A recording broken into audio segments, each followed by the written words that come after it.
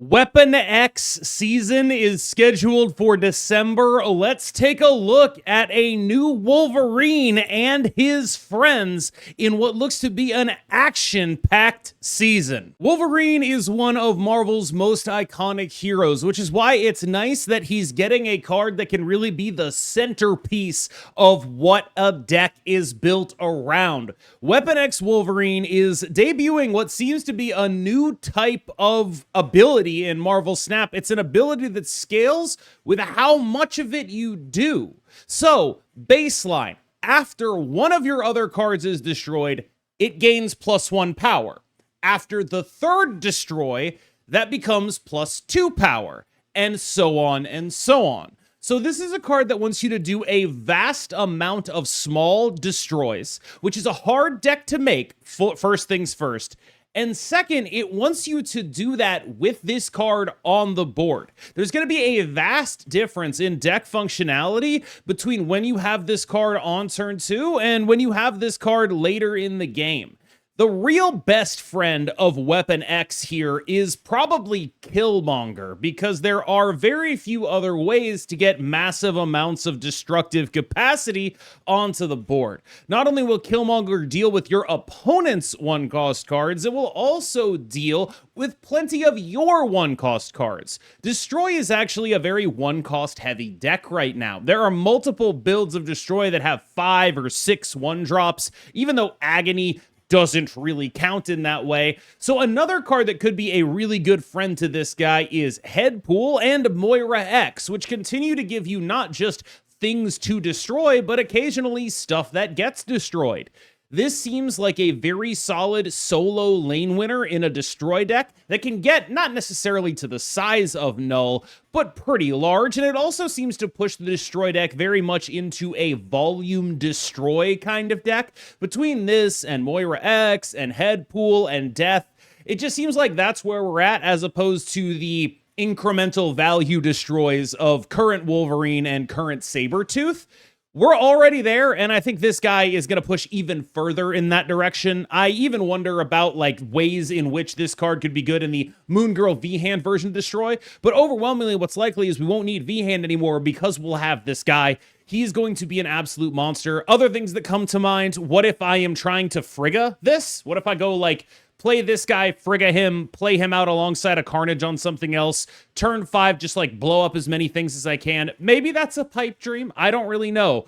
But this guy seems like he can get really big if you start blowing stuff up in a meaningful way. He's going to be a very large 2-drop, and that kind of stuff is really strong. Of course, the counterplay to him is obvious. You can, of course, blow him up in whatever way you deem possible. If he gets big enough, you'll be able to Shang-Chi him. No matter how big he is, you're going to be able to Shadow King him. And so this is a card that, much like other Destroy decks or Destroy payoffs, is going to get you a lot of power for a small amount of investment, but is vulnerable to counterplay, making that investment feel pointless because you destroyed a bunch of stuff in order to make that happen. This is a card that I like, I want to be good, and I think fits the idea of what a Wolverine should be, keeping in mind that Wolverine is one of the 3 sort of most popular Marvel characters, full stop, coming straight out of the comics.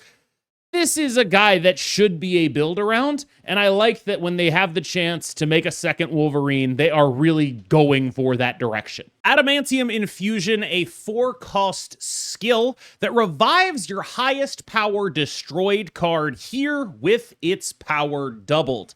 So right now, this looks like better Phoenix Force if you aren't moving Phoenix Force, right? So let's say you blew up a Nimrod, right? And then your final turn is reviving that Nimrod and then playing a Carnage on that lane.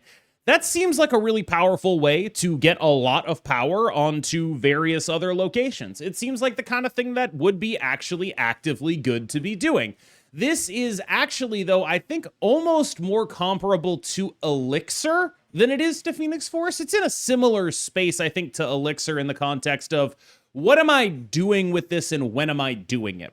Phoenix Force very often, because of the fact that it moves, is used with cards like Multiple Man, like Human Torch, in order to take advantage of that additional text. This card won't be doing that. And when you do that kind of stuff with Phoenix Force, you play it on turn 4. This card to me strikes me much more as a turn 6 card. And the reason for that, and this is why I make the Elixir comparison, it's just hard to get something meaningfully dead in the graveyard that you want to revive that isn't keying off of move the way Phoenix Force stuff is, that you care about the power doubling on, that you would care more about, say, than the move on a Phoenix Force. I realize that's a little bit confusing, but basically what I'm trying to say is turn 5 is when you're going to be blowing up your stuff that you actually want to revive with this, so take as much of the time as you can to get something good in the pool. And the comparison with Elixir is one of cost versus efficacy. Elixir, obviously much cheaper, but also has much less flexibility, and this card has an additional 2 double onto it. So that is notable to me. I think this card is probably going to end up being better than Elixir, probably going to end up being very Nimrod-y, probably going to end up being very non-interactive, and I think will maybe be yet another Stardust upscale, so to speak. Now, this is a card that does some reasonably powerful stuff. Like, I can definitely see a world where what I'm doing with this is reviving, the world's largest Black Panther, or reviving a Nimrod into blowing it up. All of that kind of stuff seems like in line for this. But I don't necessarily know that it's going to be going places that aren't already doing things of that nature. Like, you're not going to be making a new deck and gluing this onto it. This is a power enhancer in a Nimrod deck, in your Black Panther Elixir deck, in your deck that is already focused on, I'm going to get stuff into the graveyard that is worth reviving. I think this guy will probably end up being the best way to revive your stuff. But I'm more like 60-40 on that than I am 100%. An extremely confusingly worded card, Aurora is a 6/5 with an on reveal that gives one of your ongoing cards at each location plus 2 power. It then repeats this process for on reveal, for end of turn, and for activate. So effectively, this is sort of like a Spectrum that has a bit of a higher ceiling, but also goes in much... You think it's like, oh, it goes in much less specific decks, but if you're making a deck for this, you're kind of building it to be this. It actually probably goes in a more specific deck. And much like Spectrum, one card that really sticks out as a big upgrade for this kind of card is Sam Wilson, because Sam Wilson and Sam Wilson Shield, that's an ongoing card at 2 locations. Your ideal outcome with this card is ongoing card at all 3 locations, on reveal card at all 3 locations, activate card at all 3 locations. You see where this is going, right? Like, it is potentially able to do that kind of stuff. The realistic ways of making that happen are basically nil, so you get as many ways to cheat that as you possibly can, foremost among them being Sam Wilson, who is in himself an ongoing card at 2 locations. You can kind of see how that one pans out. I'm also interested to see how this card interacts with something like a Mr. Fantastic, the zombie version, which is both an on-reveal card and an activate card. I think that's a pretty interesting overlap here. Again, when I try to build with this, what I want to be doing is figuring out how many ways there are to double up on Aurora's buff, because if I'm not doing that, I'm low-key not convinced it's not better to just play a Spectrum deck. Like, that is the big thing that sticks out to me. It's like, okay, what's the best card for my new Spectrum? Sam Wilson? Wait a minute, why am I not just playing Spectrum? And to be clear, I think Spectrum's a pretty good deck. I'm not gonna lie to you about that. I think it's quite solid. I'm into Spectrum conceptually. It's just a very solid ongoing deck.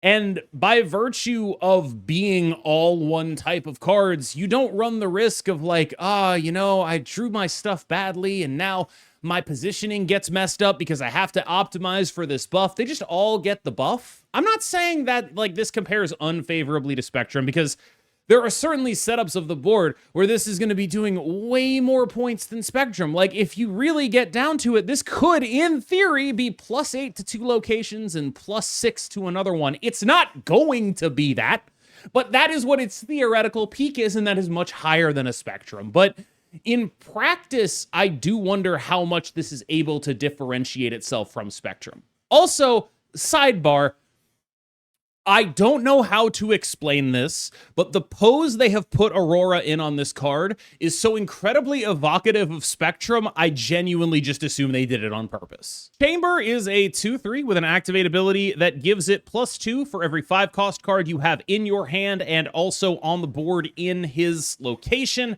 I think mostly what's going to be getting used here is the in your hand part. Also, my bad, I misspoke. It's not only 5-cost cards, it's 5-cost or more cards. So every 5 and 6 on the board and in hand, as long as on the board means at his location, is going to be giving this guy +2. I mean, when I look at this guy, I see a 211 for a ramp deck. It's just like, that's what that is. There's going to be enough decks that do that. I think it's actually not that far out of line to make that card for a ramp deck, because ramp decks tend to be very capped in terms of total output. When all you are doing is playing large men, you get very, very dumped on by synergy decks, and this guy doesn't really do anything to change that fundamental output. He just makes ramp decks more able to have a bunch of large men against the mid-range decks they're supposed to beat.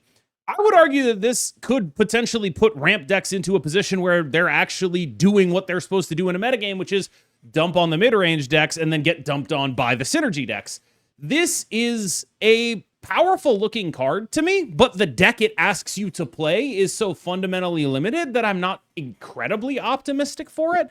I just sort of fail to see what you're supposed to do if, say, your opponent plays Shuri Nimrod or whatever, right? Like, it's just one of those things where it's like, even the slightest whiff of synergy sends you running for the hills. It's like, yeah, okay, you built your whole deck to do this.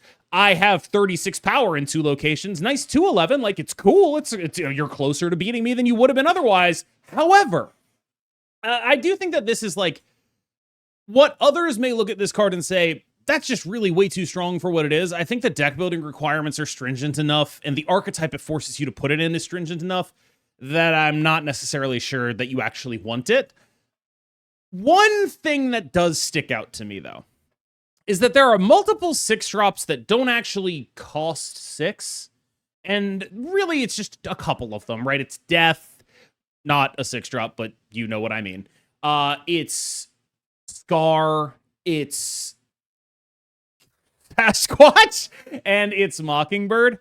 And it's like, I don't think there's enough of those that this guy's like a 211 in your Mockingbird deck. I can't really figure out how you would do that. You don't really play 5s. It's not really your bag because you're very much like a play your Mysterio on turn 5 kind of deck. So it's really just 2, and it'd be like a 2-7, and that's not really worth doing. You might as well just like play a Frankie Ray or whatever. It's not that big of a deal. And it's like, okay, you know, but that's like the sort of, oh, is there a way we can abuse this in the back of my mind, would be taking it out of the context of being a ramp card. Fastball Special, which I'm not gonna say like this should have been one of the first skills they would have released, but it certainly would prevent me from calling skills spells if this was one of them.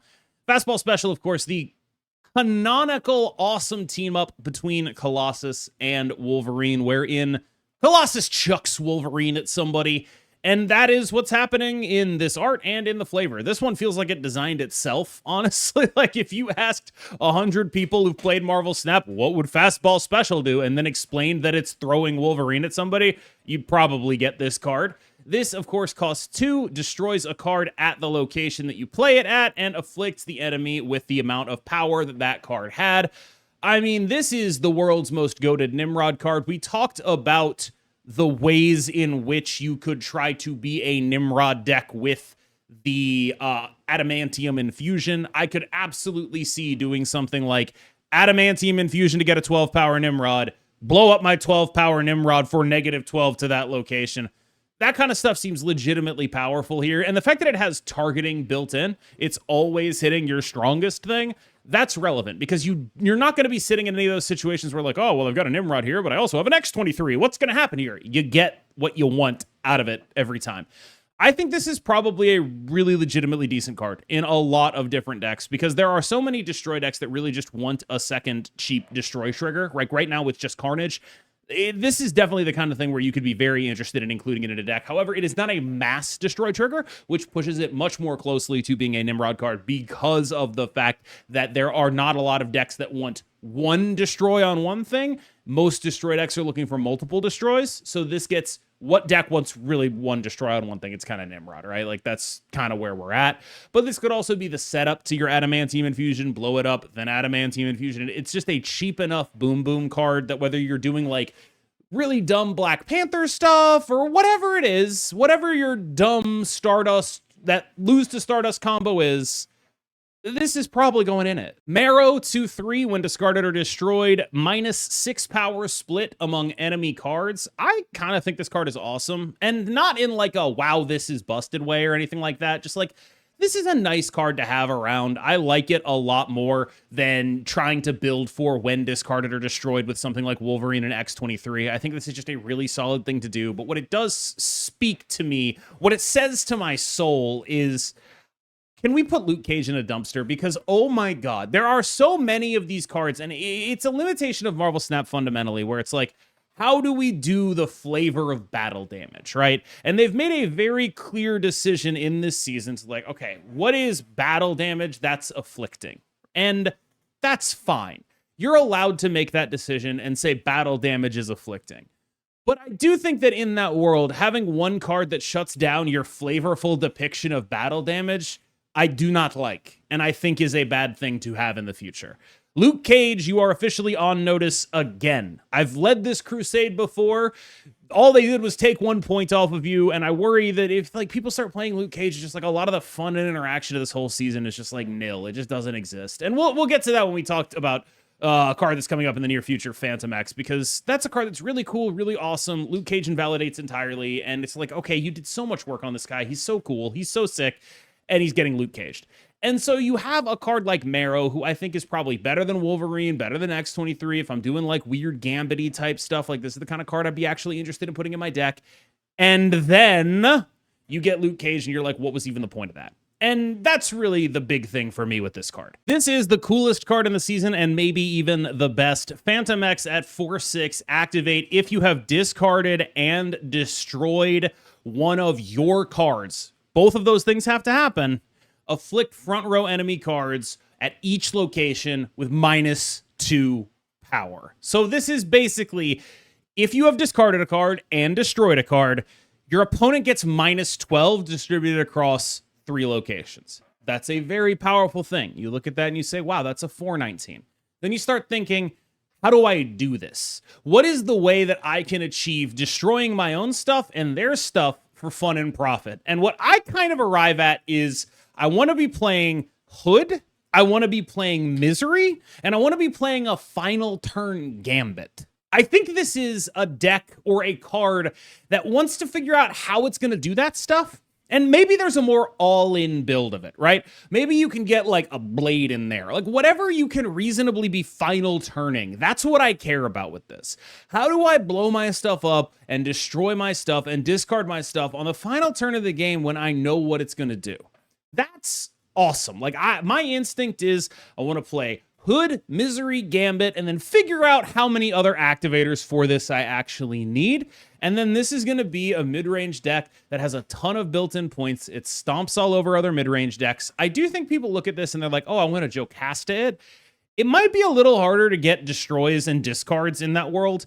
I do think Gambit definitely sticks out as like, it's the final turn of the game. I need to get a discard. I'm going to Gambit something and then -4 everything. Like that seems really cool. But I think that largely the question is, how do I do all this in the time frame that the card allows me? And do I have enough time to do things like Prodigy it? And if I do Prodigy it, what guarantee do I have that I don't get Luke Caged? And the answer is none. You have no guarantee that you won't get Luke Cage. Luke Cage must suffer for his crimes against this card because, again, like this is another really cool design that they put a lot of effort into, and it's like, aha, have you considered Luke Cage exists and invalidates this entire area of design? Like, it makes me so mad, because you have these multiple things that Affliction represents. Like, I think we can reasonably say the Affliction represented by Hazmat and Diamondback is not the same Affliction being represented by Marrow and Fantomex. That is a different kind of Affliction. It is like cuts versus like toxicity, right? Like this is a different flavorful interpretation of it. And I'm not saying you need to like make it a one Luke Cage only work against one and not against the other. That's like a very stupid thing to do. But it does sort of suck that like we have so few mechanics in Marvel Snap to represent so many different events that could happen. And the fact that Afflict represents combat and conflict in a real way and is invalidated by one card, because there are so many different ways to do combat and conflict, but there's only one way to get rid of all of it, and that's Luke Cage. it strikes me as a problem they will have to address. Maverick is a 3/3 activator that gives the next card you play this card's power. Just some basic things that are really cool with this. Obviously, if you get a Galacta proc on this, it makes your broods unaccountably large. You get a Gwenpool proc on this, your broods are unaccountably large. You get a Captain Carter in the lane in front of this, your broods are unaccountably large.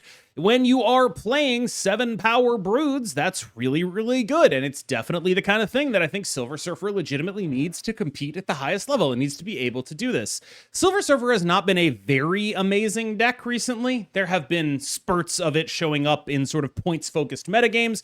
But since the loss of Juggernaut from the list, it has lost a lot of ability to win games against things that are meaningfully going over the top of it. And it's lost a lot of interactivity since it lost Juggernaut and Negasonic. And that is notable and painful for the list. It very much would be a points list at this point, and there's nothing wrong with being that, but it does sort of mean that there are often going to be decks that maybe are going to be able to do this, but more. This kind of stuff does stick out to me as a very clear buff deck card. Might not necessarily be a Surfer deck. I think it probably will, but it is going to want to play Sebastian Shaw. It's going to want to play Brood. It's especially going to want to play Brood, and this guy is going to be in and out of your good draws. Like sometimes when you have the ability to get what you need from him, to get his points there, to maybe play off curve to make sure this stuff happens, he'll come down on 5 alongside a 2, and then he'll pass on a bunch of power to a Brood because he got a Gwenpool buff, a Galacta buff, or is in a Captain Carter lane, and that's going to be really good for you, and you're going to be really happy about that.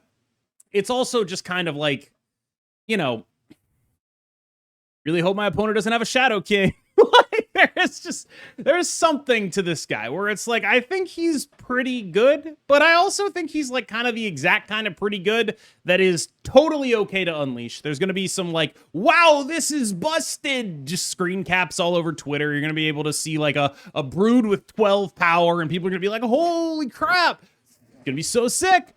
I think he's probably ultimately a fine card that is probably a Surfer staple, and that is a fine place for a card to be. Wade Wilson's a really interesting card because, you know, he's very clearly, I draw Deadpool, right? Oh, you didn't draw Deadpool? Here's Deadpool. And you get a Deadpool if you blow this guy up on turn 3 with 2 power, which means on turn 4 you'll be able to blow it up again. It'll go to 4. On turn 5 it'll go to 8. That's not actually all that great, but it does allow you to maybe like fuse in some buffs to it along the way. Seems entirely possible, but I do think that this is a really interesting card to release in a world where Destroy decks have gotten very 1-drop heavy, because the more 1-drops you run with this guy, the less I think you want to play him, unless what you're doing is is trying to be like, okay, check it out. We are always ripping 1-drops out of the deck, and we do this to do deck thinning, right? Like in the V-Head deck that I was playing, Wade Wilson for deck thinning, it's actually kind of an interesting idea. That kind of thing is pretty appealing to me, but I'm not exactly sure about what he seems very clearly made to be like, I'm the Deadpool tutor. That's Wade Wilson. Of course he is, right? But I don't know that that's what he's going to be, and it strikes me much more likely that like some sort of like 1-drop heavy deck will just be playing him to rip cards out of the deck, right? Like, I'm not speaking this into existence because Angel kind of sucks, but like there is a world where like this and Angel, I mean, you always draw everything. I'm not sure how useful that is, but it could be the kind of thing that could be pretty useful. I can see that happening if you're playing a bunch of 1-drops. And I can also see it being kind of important because a lot of the 1-drops are not great to draw, but they're just great to have. And so ripping one of them out of the deck means you're not top decking it later. That kind of thing is pretty solid. I can see this being something that is actually relevant. I haven't exactly figured out how, but I think it's a little better than just a Deadpool tutor. Weapon H is a 7/14. When discarded, put this back with -2 cost. I think this is a really interesting card because it's going to be pretty hard for me to buy in on it. And I'll tell you why. I think that this is the kind of card that needs to be discarded a bunch, and I can't think of a lot of ways to discard it a bunch that I wouldn't rather discard like Khonshu or Apocalypse a bunch, right? So like, okay, I play this, I Lady Sif it, I Modok it later, it costs 3, I like a 3/14, I get to play this out and then leave my Apocalypse in hand for the Dracula. I'm totally with it. That's already kind of what Khonshu was doing. Like, it's just, I just don't know with this guy. Like, maybe he exists. Maybe you play like MODOK Hella and this is your backup plan or something. I guess the thing that really sticks out to me about this guy is like, okay, look at this guy and then look at Scar, right? Scar is a card that I think is rewarding you for doing something that is much stronger than discarding your own cards, right? Scar is rewarding you for doing things that are actively good, actively powerful. Playing things with 10 power, you love doing that. That's awesome. It's a big thing. It's dope as hell. This guy is asking you to do something that is actively bad for you and is competing with other things that are asking you to do that same thing. And I don't know if there's a way to make all of that work in the same space. I'm a little less in on this guy than I think other people are, but what I do like and I do wonder about is there a sort of halfway discard deck?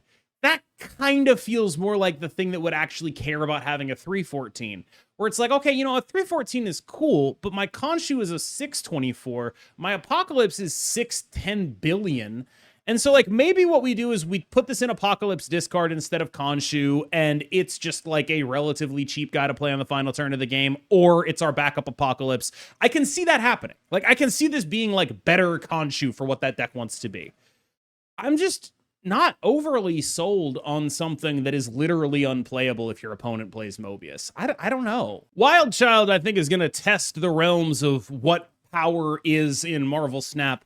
I imagine playing a 2/9 on the final turn of the game to be an incredibly powerful thing to do. Like, when I look at the Fantomex deck, 1-drop and Gambit and this as my final turn into activating a Fantomex because I got my discard off of Gambit. So I got, like, you know, the demon from the hood that I misread earlier. I play this. I play Gambit. That just seems so messed up. Like, it seems like a really powerful thing to do, right? I can very easily see that being like, wow, this, you know, we thought it was going to be a Fantomex deck. This is where the real power of the deck. This is just a 2/9, dude. It's awesome. That's a really strong thing to be doing. Now, this is sort of a fundamentally mid-rangey thing, but if you are investing in Gambit, you have the ways to disrupt like these onboard combos that can go over the top of you. I can see this stuff being legit, and I think this card will be in every single Fantomex deck. I cannot imagine a world where this is not in every single Fantomex deck. If you're going far enough out of your way to get to Fantomex, you're playing the 2/9 that comes with it. All right, y'all. Thank you so much for watching. What do you think of the upcoming December Weapon X seasons? What are you excited about? I have been KMBest. You have been phenomenal. And I will see you in the next one when we talk about Zombie Captain Marvel. Remember, like and subscribe.